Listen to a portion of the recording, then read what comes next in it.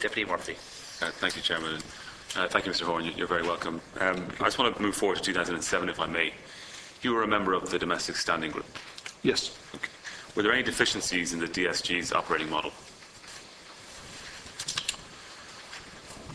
I think in early 2007, I wouldn't call it there were deficiencies in the model. It had only been set up in 2006 under EU legislation, this type of structure.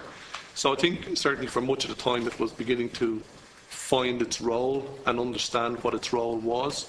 And it probably wasn't as proactive in retrospect given what occurred subsequently, but it was trying to find its feet in terms of preparations for crisis and running crisis simulation exercises, etc. Why was the NTMA brought in 2008? So the NTMA became involved, I think, around September 2008 at the peak of the crisis. So they would not have been involved in... It was late 2008, sorry, they came in. Is that what you're saying? It was late? Yes, around September 2008. And that would have been at the peak of the crisis when a number of issues, specific issues had occurred. They weren't involved before that, to the best of my recollection, in the kind of early days of the Domestic Standing Group. And would their absence up until that point be seen as a deficiency, do you think, in terms of the membership? I didn't believe so because, you know, a lot of what we were doing in the Domestic Standing Group at that stage was just understanding what was going on in Europe, preparing documents, etc., within the three authorities, the Department of Finance, Central Bank and the Financial Regulator, in terms of how that group would operate in a crisis situation. Was there any agency missing from the DSG? To the best of my knowledge, Deputy, the DSG construction in Ireland at that time was similar to that operated in other European jurisdictions. So I'm not aware that there were additional parties elsewhere. You said that the level of contacts, interaction between both yourself and the Central Bank with the Department of Finance increased as a result of the establishment of the DSG. So did it increase to what would be seen as a normal level of activity or a heightened level of activity? I think as the crisis evolved, so early 2007, there would have been, let's say, ongoing regular contact. Post 9th of August 2007, after the ECB's intervention, it became more frequent and regular at that stage. But prior to the establishment of the DSG, in your opinion, would have the interaction between the financial regulator and the Department of Finance been sufficient? To the extent that we needed to engage with the Department of Finance, we did so on a bilateral basis. It was often around the introduction of legislation, etc. We wouldn't have been actively involved pre to 2007 in discussions on regulatory issues at that time. Okay. The simulation exercise that was conducted at the end of December, the end of 2007 in December, were you involved in that simulation exercise? I believe I was, yes. Okay. I was wondering, how close to reality are these exercises? I mean, do the observations that are made in the simulation, they translate to the real world? In reality, no. Being absolutely frank, I've been involved in these at a European level and I've been involved in them at a domestic level. And they are largely simulations around a small group of facts that are conducted over an afternoon or a full day, with papers prepared and people able to read documents in advance of that. So the reality is you do learn lessons and you do pick up issues in relation to how it would happen in reality. But in effect, having experienced crisis in Ireland and in Europe in recent years, the reality is always an awful lot more complicated and different. One lesson learned by the financial regulator was that there was insufficient contact between the regulator and the Department of Finance, and the central bank's feedback was that finance was out of the picture. So is that in the exercise, or does that reflect the reality? My recollection is that was the exercise, in that the assimilation of the financial information in that exercise took a lot longer than expected in terms of the central bank and the financial regulator pulling together information, and the Department of Finance were not involved until very late in that process. So that was one of our lessons from that exercise. In Mr. Hurley's evidence, when discussing the stress testing exercises, he said that one of the conclusions was that there was too quick a movement to a guarantee in the context of the stress test. Do you remember that? I can't recall that specifically from those tests, no. Okay. Yeah. Do you recall the 2005 crisis simulation exercise? You were head of banking supervision at the time. Yeah, I'm aware they were on, Deputy, but I couldn't be sure that I recall the specifics of that in 2005. Because one of the observations from that exercise was that there was a lack of clarity about the supervisory regime and the nature of information that would be available in a real crisis. That was following the exercise in 2005. Do you recall that at the time? I think that, I can't say I specifically recall it from but that would have been pretty consistent with the type of issues that happen in simulation exercises. And would they have been acted upon? Well, I mean, we would have done some preparation out of that in terms of trying to be more prepared in terms of deposit guarantee, deposits and information that may have come up. Okay. But I can't put my hand on specifics from the exercise. Did that sentiment remain true into 2008 when the actual crisis emerged? That there was a lack of clarity about the supervisory regime and the nature of information that would be available in a real crisis? Well, by 2008, we obviously had experienced the crisis. And, there was clearly the information you needed at hand when matters started to evolve was not sufficient. There was clearly a lot of work needed to be done to gather information. But I would say that's pretty consistent across the board and was a feature in an awful lot of jurisdictions that the information you needed immediately was not at hand. Sure, but the observation that was made from the exercise here in Ireland in 2005 still stood when the crisis emerged in 2008. I think it's fair to say that that's correct. That the nature of the crisis the nature of a simulation exercise can never fully reflect what actually happens in a crisis.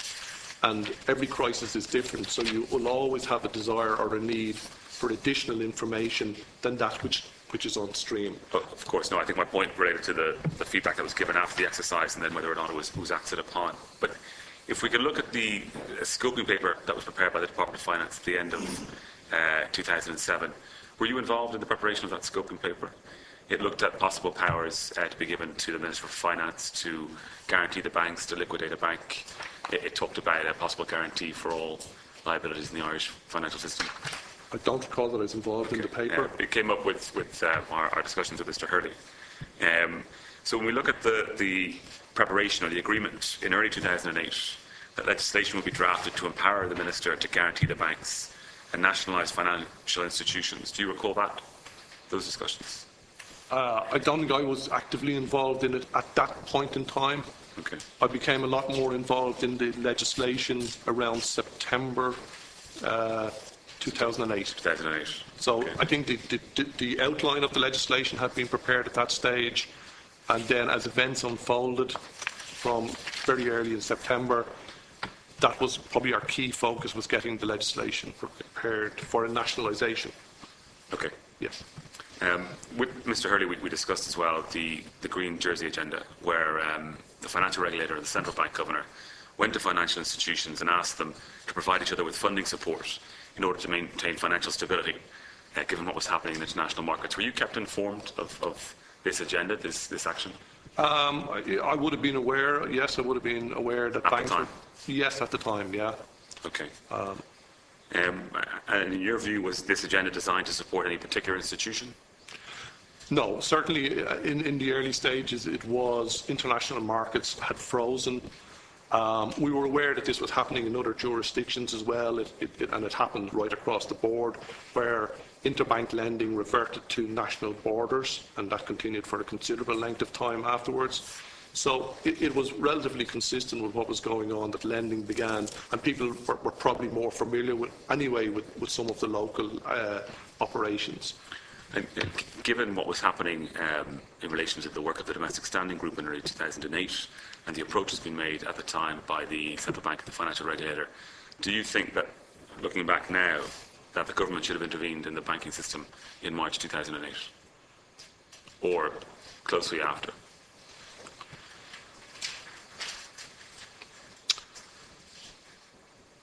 It wouldn't be clear to me what the intervention would have been at that stage that would have made a significant difference. You know, at that stage, I think certainly liquidity was running short.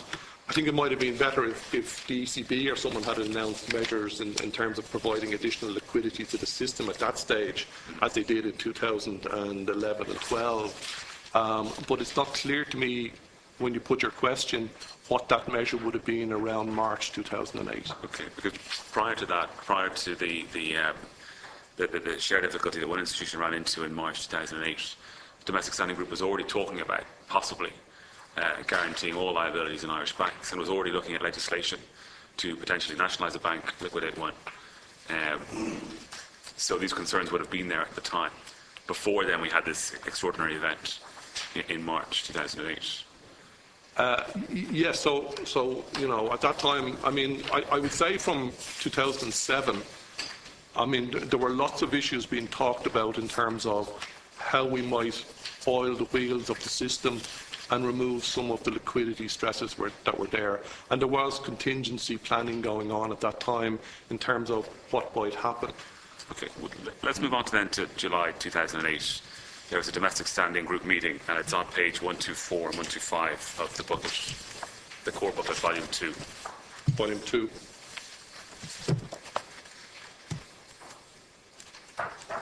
Sorry, Deputy, the page again, sorry? 124. Yes. So you represented the financial regulator at this meeting? Yes. And if we just go down to the bottom paragraph, there's a discussion held concerning the increased risk of a general loss of confidence in Irish banks. And the international viewpoint provided at the meeting is that the banks will see significant loan losses and would need to raise significant capital and would be disadvantaged in doing so on account of the delay in going to the markets. Do you remember who expressed that view? Sorry, I'm actually struggling to find the reference. It's page 124, volume 2. Volume 2. So, and it's the Domestic Standing Group of the 8th of July? That's correct, yeah, and it's the paragraph at the bottom of the page, the large paragraph. Of the first page, long-term investors. Yeah, sorry. And there's an international view of the international viewpoint is provided, at the meeting, about risks, significant capital risks facing the banks and potential for significant loan losses. Yes. Do you remember that discussion? I can't say I remember specifically, but I remember those type of discussions. Yeah. But, you know, who might be providing the international viewpoint at that meeting?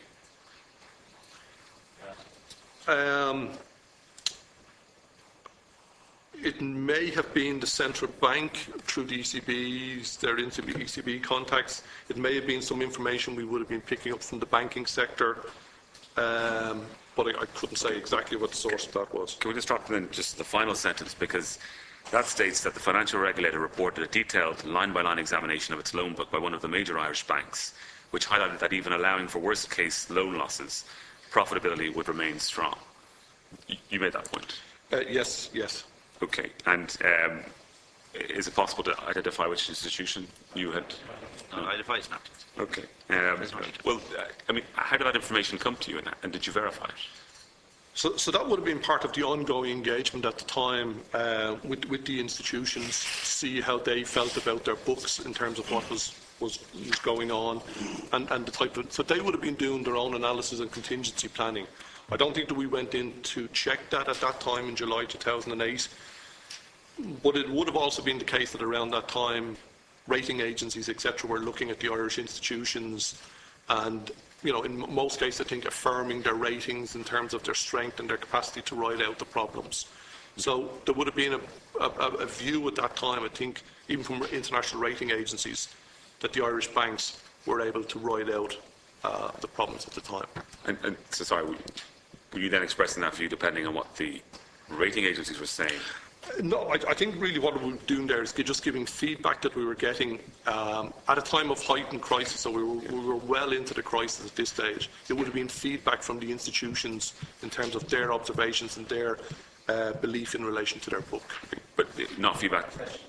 Thank you, Chair. Not feedback that you as financial regulator would have verified before bringing it to the Domestic Standing Group to overrule a point made by someone else as to the international viewpoint on significant loan losses potentially in the Irish banks? Yeah, I mean, the nature of the domestic standing group was, it was a forum for clearing views that we were picking up through our various contacts, and it was an open forum for engagement. So the central bank would bring information that it would pick up, say, from the ECB. We would bring information that we were picking up. The Department of Finance would bring in information. It wasn't an effort to overrule, it was just feeding into the system of what we understood at the time. So it wasn't a decision? Deputy, I'm going to have to bring extra stuff to come back to here. I'll bring you back into wrap. Thank you, Chair.